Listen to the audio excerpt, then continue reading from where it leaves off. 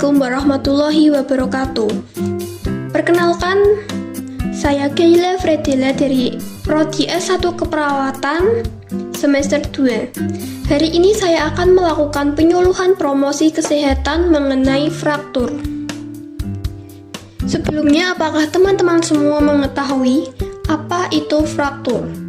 Mungkin secara singkat, kita tahu fraktur adalah patah tulang, namun kita belum mengetahui apa sih yang menyebabkan fraktur atau patah tulang itu terjadi.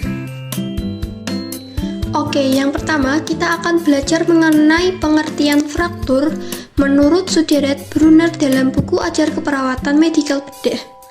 Fraktur adalah pemisahan atau robekan pada kontinuitas tulang yang terjadi karena adanya tekanan yang berlebihan pada tulang dan tulang tersebut tidak mampu untuk menahannya.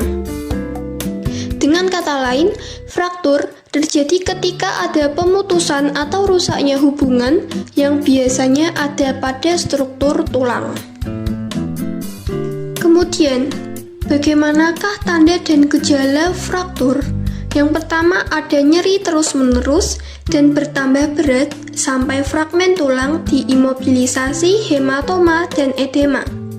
Yang kedua, deformitas karena adanya pergeseran fragmen tulang yang patah. Yang ketiga, terjadi pemendekan tulang yang sebenarnya karena kontraksi otot yang melekat di atas dan di bawah tempat fraktur. Yang keempat, ada krepitasi akibat gesekan antara fragmen satu dengan yang lainnya. Dan pembengkakan dan perubahan warna lokal pada kulit sebagai akibat trauma dan perdarahan yang mengikuti fraktur. Nah, dari tanda dan gejala yang sudah saya sebutkan tadi, dapat kita simpulkan ciri-ciri fraktur. Yang pertama ada nyeri, dua bengkak, yang ketiga ada deformitas atau perubahan bentuk tulang, dan yang keempat ada mati rasa, kelima kemerahan, dan yang keenam ada bunyi retakan saat tulang atau tubuh digerakkan. Nah, kita sudah belajar 3 subbab. Ada pengertian tanda gejala dan juga ciri-ciri. Lalu kita pasti berpikir, apa sih penyebab dari fraktur? Kenapa kita bisa terkena fraktur atau patah tulang? Nah, penyebab dari fraktur ini yang pertama bisa karena cedera atau terjatuh. Hal ini terjadi ketika kita saat berolahraga ataupun kita sedang bermain dan sebagainya. Yang kedua, karena kecelakaan lalu lintas. Yang ketiga, karena kerapuhan tulang atau osteoporosis karena faktor usia. Yang keempat, ada faktor patologik atau penyakit, contohnya seperti tumor tulang, baik itu yang jinak ataupun ganas, dan juga rakitis akibat dari kekurangan vitamin D. Dan penyebab fraktur yang terakhir adanya kelelahan pada tulang. Fraktur ini terjadi pada orang yang melakukan aktivitas secara berulang-ulang pada satu daerah tulang atau menambah tingkat aktivitas yang lebih berat dari biasanya. Kita bisa melakukan pencegahan fraktur dengan cara yang pertama dengan pemberian suplementasi kalsium dan vitamin D. Pemberian suplemen kalsium dapat dilakukan dengan pemberian makanan mengandung kalsium, misalnya susu atau dalam bentuk kalsium sitrat untuk memenuhi kebutuhan kalsium. Pada pasien kekurangan vitamin D, perlu dilakukan pendekatan yang lebih agresif untuk penggantian vitamin D. Paparan sinar ultraviolet dan dari sinar matahari pada kulit juga dapat menambah asupan vitamin D.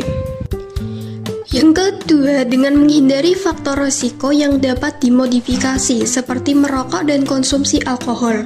Gunakan pelindung pinggul, lakukan screening, dan kurangi risiko jatuh dengan selalu berhati-hati. Adapun beberapa cara pengobatan fraktur atau patah tulang ini sendiri. Yang pertama ada dengan cara gips. Gips biasanya terbuat dari plester atau fiberglass. Tujuan dipasangkannya gips adalah untuk menjaga tulang yang patah tetap berada dalam posisi yang tepat dan mengurangi pergerakan agar mempercepat proses penyembuhan. Yang kedua, ada belat atau bidai. Layaknya seperti gips, belat atau bidai merupakan cara pengobatan patah tulang tanpa operasi. Belat digunakan untuk mencegah pergerakan pada area tulang yang mengalami fraktur selama masa penyembuhan. Selain itu, belat atau bidai seringkali digunakan untuk patah tulang kecil yang tidak membutuhkan gips. Yang ketiga adalah traksi.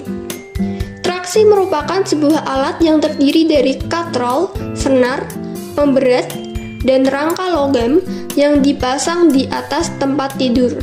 Traksi berguna agar otot dan tendon di sekitar tulang yang patah menjadi renggang dan membuat tulang sejajar, sehingga proses penyembuhan bisa berlangsung secara cepat. Cara pengobatan ini jarang digunakan untuk menyembuhkan patah tulang, tapi traksi sering digunakan untuk membuat tulang yang patah stabil sebelum operasi dilakukan. Yang terakhir, dengan cara operasi. Patah tulang yang parah atau sulit diperbaiki dengan gips atau belat biasanya akan ditangani dengan cara operasi atau pembedahan.